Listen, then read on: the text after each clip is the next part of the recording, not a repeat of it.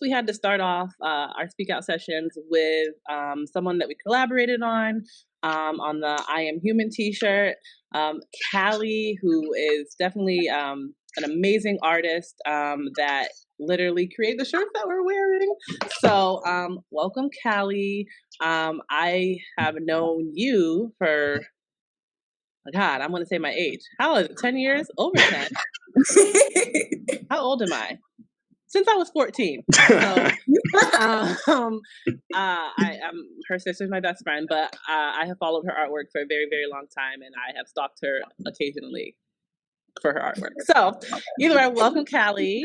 How are you? Thank you for having me. I'm great. Thank you for the opportunity. Your work's amazing. Yeah, thank you so much. Thank you for blessing us. Yes. So we're going to just start off asking you some questions and would love some honest feedback, because really our goal is to just connect and uplift with other Black artists and creators and to have a conversation that basically evokes change, just like the Not Your Enemy collection does in today's current climate. So that's our goal for this whole entire Speak Out sessions that we're doing. Lovely. Awesome. All right. So how has the social climate impacted you and your work?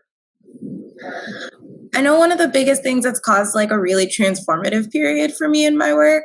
And it was interesting because I studied at a predominantly white institution for school, and I had to be like, I guess, either really, really Black or tone it down and not make people uncomfortable.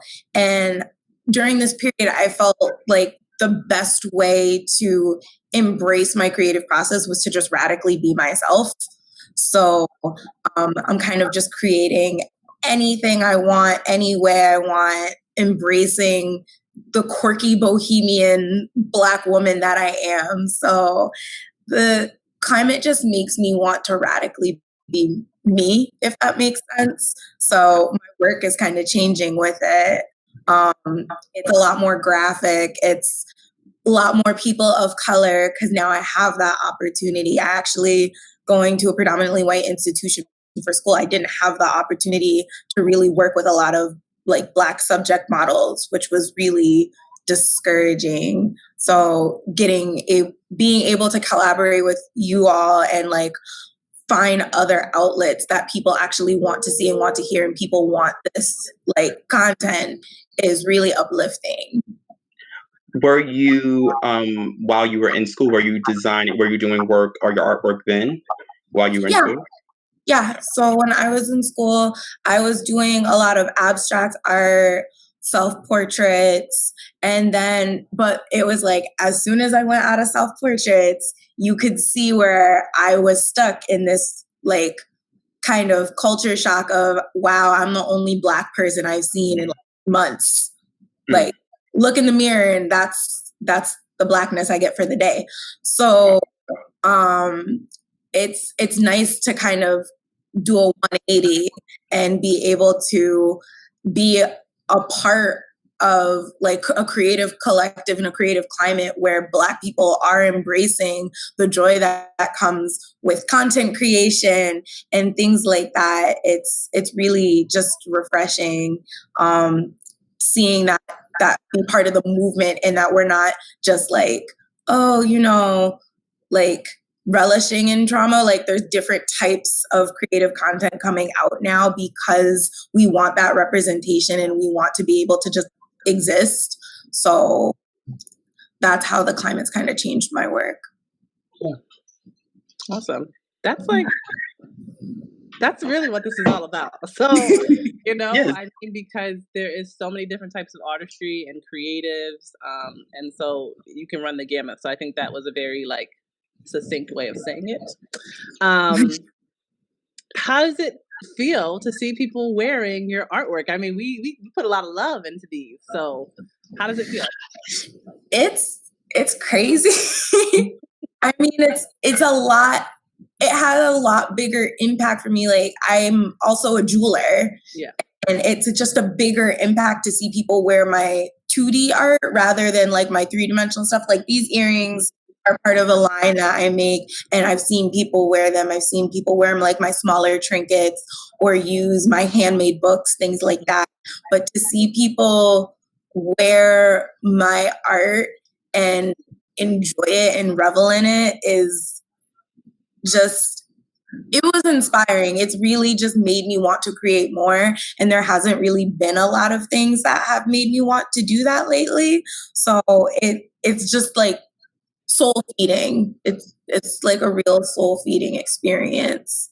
Good. And I am so thankful for you because I feel like that this piece really resonated with a lot of people. This is something that when we were planning it, we wanted to make sure that kids can have this and grown adults can have this because we wanted to make sure that people understood the regalness that we have, and you really brought that out. So it's just so great to, because I know that feeling now, seeing people wear the Not Your Enemy design, and that blows my mind. So I can only imagine what you are feeling, because this is to me such one of the most powerful shirts that we have in the collection, because this is really exemplifying who we are and where we are going, where we've come from. So you've done just an amazing job with it.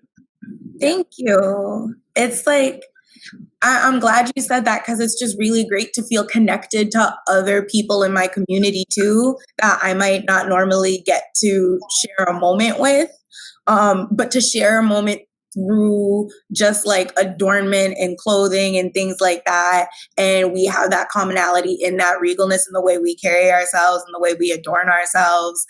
It makes me feel even more like connected to my community after having this period where I was a creative who was just so disjointed from everything.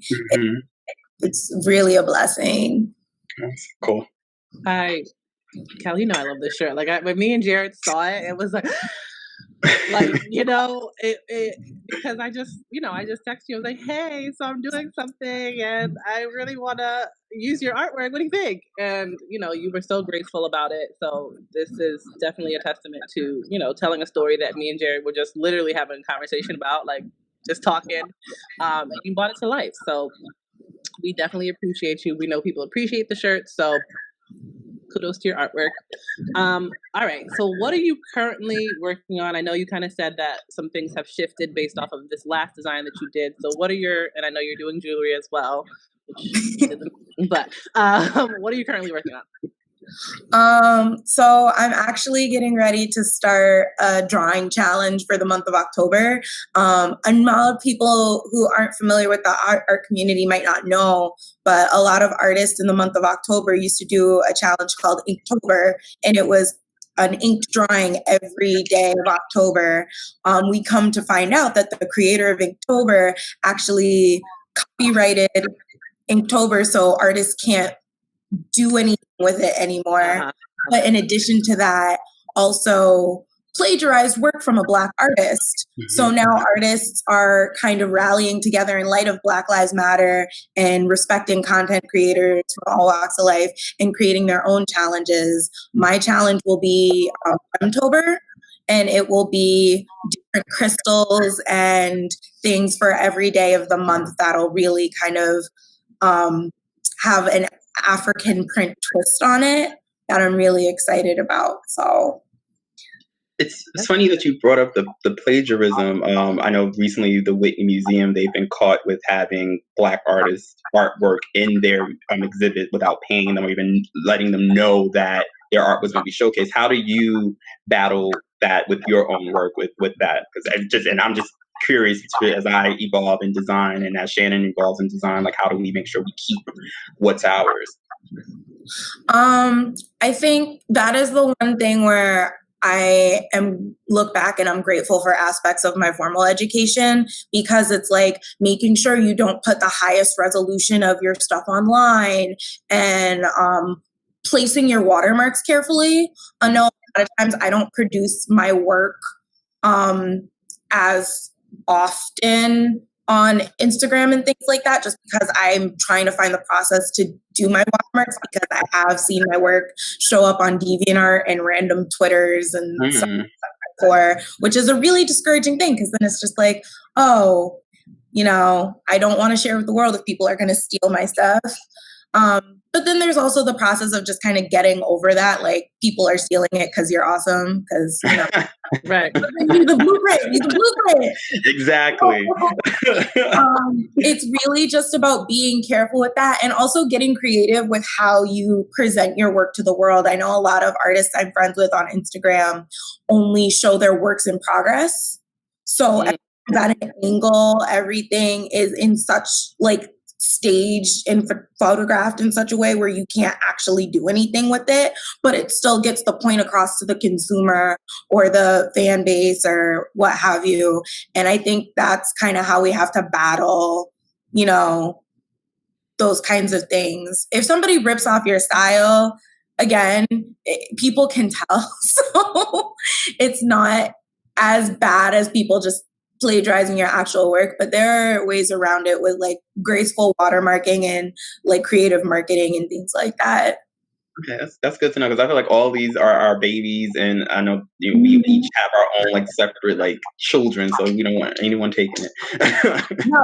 No. So I actually have a question about that. Do you Yeah. feel like you should, because first of all, I know the process of copywriting is a lot, but do you feel like you should copyright, or artists should copyright all of their things? I mean, I know that everyone's not accessible to do that, but is that an outlet that artists are kind of looking at taking?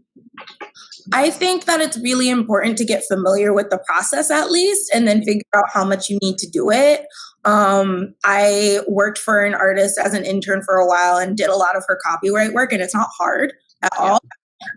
And I also, after I used to work at one of those paint and sip type places, and I got legal advice from somebody. So I think it's always important to make a connection with like an intellectual properties person, even if you're not constantly going to them or anything, just to like establish that and get maybe just like layman advice. I think that's really important, because I was making art for somebody as an employee. It's just like, what do I do with my creative ideas? And it became that knowledge, you know, now in another job where I work for like a world famous corporation, and I've drawn things for their fans, and I'm just like, oh snap, like they own my work now.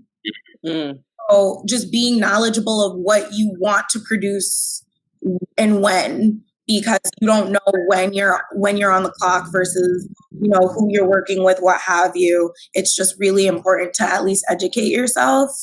Fact, you dropped some gems over here, and everyone watching this, y'all better be taking notes. Like, find somebody with some legal advice, because they will jack our stuff. You know, Black people are the key to everything, and they will just jack our shit. No, that's it. And it's the one thing where it's like, I can definitely say I am happier that I've taken the more cautious route with my creative journey, knowing that I could essentially go ham tomorrow and I'm not going to lose out like other people have. My losses are going to be like less. And you know, people, I think there's something in this in our community, and that we as Black people do, where it's just like, we're sold publicly the dream of like, you got to go hard and you got to do this and you got to do that. And I'm just like, sometimes going hard is educating yourself and working in silence and moving quietly, and then coming out with that bang later. And that's kind of how I've operated in life. And it's a little discouraging at first, but knowing that you're on the cusp of that big bang is just facts. Callie, you preaching today? Yes. All right. You got a word this morning. So good morning. All right. So, you know, I know you said you don't post a lot on Instagram, but we do want to get people to follow you wherever your journey is going. Do you, I know, you know, website or anything that you want people to follow you on, connect with you on? So I didn't post a lot on Instagram in the past, but I'm actually moving to a new studio in 2 weeks. So Instagram is actually the best place to follow me. Okay. So like I said, move in silence and let the blessings come quietly, because, you know, this has been a long time coming, and I'm finally at that point where I'm just like, I got my own studio. about to go off. Congratulations. Congratulations. You. So excited. See, you were moving it. All right. We're going to talk offline, but I'm excited for you. That's amazing. We'll be doing the next one of this at your studio. That's what's going to happen, Shannon. We know this is just the beginning for you. And we're going to collaborate again because you're amazing. But yeah, big things to come. Thank you for, sharing your words of wisdom, and thank you for creating I Am Human. Thank you for boobs, giving me the sorry, guys. opportunity. I love it. The sweet queen and the young king, right? Mm-hmm. Yes, I was. So when I saw your Twitter, and I was like, oh, there are actual names for them. So I'm glad that we were able to include that. Yeah, there's some bigger. You all really inspired me, and there's some bigger versions of these coming out that I'm excited to paint. Like, I cannot wait until I get my studio. It's about to be. Y'all are just gonna see some great, colorful stuff from me. Ooh, we can't wait for that. We can't wait. All right. Well, thank you. This Thank you so has much, been guys. Not Your Enemy Speak Out Sessions.